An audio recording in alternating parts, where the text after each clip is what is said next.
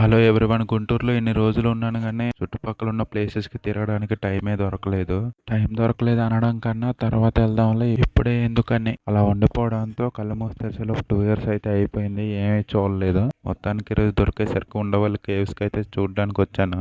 ఇక్కడ entry టికెట్కి each పర్సన్కి 20 rupees అయితే తీసుకుంటున్నారు. ఆన్లైన్లో పే చేయడం కన్నా క్యాష్ పట్టుకొస్తే బెటర్. ఆన్లైన్లో అయితే స్కానర్ అని అది ఓపెన్ చేశాక చాలా డీటెయిల్స్ ఫిల్ చేశాక టికెట్ అయితే జనరేట్ అవుతుంది. సో అది అయితే అవ్వచ్చు. కొద్దిగా నెట్వర్క్ ఇష్యూస్ అయితే టికెట్ కూడా అవ్వకపోవచ్చు. సో క్యాష్ క్యారీ చేస్తే బెటర్. లోపల గుహ అయితే చాలా బాగుంది. ఇంత పెద్ద కొండని ఎలా చెక్కారని ఆలోచిస్తేనే చాలా ఆశ్చర్యం అనిపిస్తుంది. ఎంతో మంది రాత్రి పగలు తేడా లేకుండా ఈ కళాఖండాన్ని అయితే చెక్కుంటారు. గుహని ఫ్లోర్స్ టైప్ లో అయితే డిజైన్ చేసి ఉన్నారు. సెకండ్ ఫ్లోర్ శ్రీ మహావిష్ణు విగ్రహం అయితే ఉంది. మన తెలుగు పురాణాల్లో స్టోరీ ఉంటది కదా, క్షీర సాగర మదనం. అదేంటా అనుకుంటున్నారా?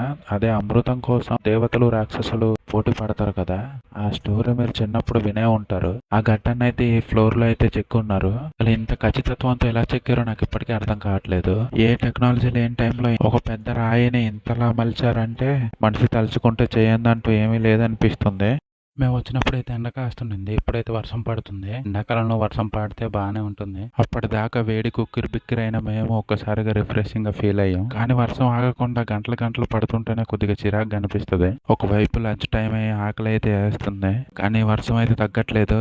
చాలాసేపు వెయిట్ చేసాం. ఈ వర్షం అయితే ఇంకా తగ్గేలా లేదని మేమైతే స్టార్ట్ అయిపోయాం. బయటకు వస్తే మరీ అంత పెద్ద వర్షం ఏం పడట్లేదు. కొద్ది లైట్ గా చినుకుల్లా పడుతున్నాయి. మేమైతే స్టార్ట్ అయిపోయాం. మంగళగిరి లేదని రెస్టారెంట్ కి వెళ్దామని. చెట్లు ఎలా పడితే అలా పడున్నాయి. రోడ్డు మొత్తం చెట్లే. ఒక రోడ్ అయితే బ్లాక్ అయిపోతే మేము వేరే రూట్ నుంచి వచ్చాము మెయిన్ రోడ్ కి. అసలు ఇంత వర్షం పడిందా అనిపించింది. గుహ లోపల ఉండడం వల్ల మాకేం తెలియలేదు. కానీ ఇలా డ్రైవింగ్ చేసుకుంటూ ముందుకు రాగానే తెలిసింది వర్షం చాలా బీభత్సంగా పడిందని. ఈ చెట్టు కొమ్మలు అయితే ఇంటి మీద పడిపోయి ఉన్నాయి. మేము వచ్చే దారిలోనే ఒక 3-4 చెట్లు అయితే పడిపోయి ఉన్నాయి. బీభత్సమైన వర్షాలు నేను మా ఊర్లోనే చూసున్నాను. మంగళగిరిలో చూడటం ఇదే ఫస్ట్ టైం. ఇక్కడ కూడా ఇంత బీభత్సంగా వర్షం పడుతుందని చూసిన తర్వాత నమ్మగలిగాను. రోడ్డు మొత్తం చెట్లు కొమ్మతో నిండిపోయాయి. మెయిన్ రోడ్ కి రాక ముందు వచ్చిన దారిలో మొత్తం రోడ్డు మొత్తం నీళ్లే ఉన్నాయి. అలాగే కొన్ని కరెంట్ స్తంభాలు కూడా పడిపోయి ఉన్నాయి. రాబోయే వర్షాకాలాన్ని తలుచుకుంటూ భయం వేస్తుంది. తర్వాత మంగళగిరి లోపలికి ఎంటర్ అయ్యి తినడానికి అయితే కెఫే మిరాకిల్ కి అయితే వచ్చాం. ఇక్కడ నుంచి రోడ్డు పక్కన కొద్దిగా చెట్లు లేకపోవడం వల్ల చెట్లు కొమ్మలుగా పడలేదు రోడ్డు పైన. మొత్తానికి కెఫే మిరాకిల్ కి అయితే వచ్చేసి కెఫే మిరాకిల్ స్పెషల్ బిర్యానీ అయితే ఆర్డర్ చెప్పుకున్నాం. ఆర్డర్ కూడా వచ్చేసింది.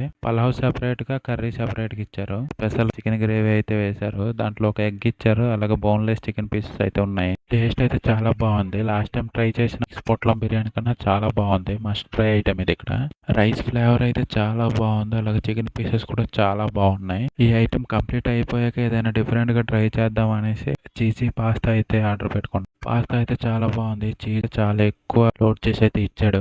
దాంతో పాటు గార్లిక్ బ్రెడ్ కూడా ఇచ్చాడు. దాంట్లో పాస్తా వేసుకొని తింటే చాలా బాగుంది. ఇంకా పాస్తా మేము తినలేక అయితే వదిలేసాం. ముందు బిర్యానీ తినేసాం కదా, కొద్దిగా హెవీగా అనిపించింది. తర్వాత చల్లగా తాగడానికి అయితే ఒక ఓరియో మిల్క్ షేక్ అయితే చెప్పుకున్నాం. దాంతో పాటు పిస్తా మిల్క్ షేక్ కూడా చెప్పుకున్నాం. ఇవన్నీ తిన్నాక మిల్క్ షేక్ తాగుతా సుఖమే సుఖం. 2 మిల్క్ షేక్స్ కూడా చాలా బాగున్నాయి. ఫైనల్ గా మా లంచ్ అయితే కంప్లీట్ చేసుకున్నాం. బిల్ పే చేసే టైంలో ఒక కలర్ పేపర్ ఇచ్చి లక్కీ డ్రా అయితే ఉంది, మీ మదర్ నేమ్, మీ ఫోన్ నెంబర్ రాయండి అని చెప్పారు. పేపర్ లో డీటెయిల్స్ రాసి బిల్ పే చేసేసా.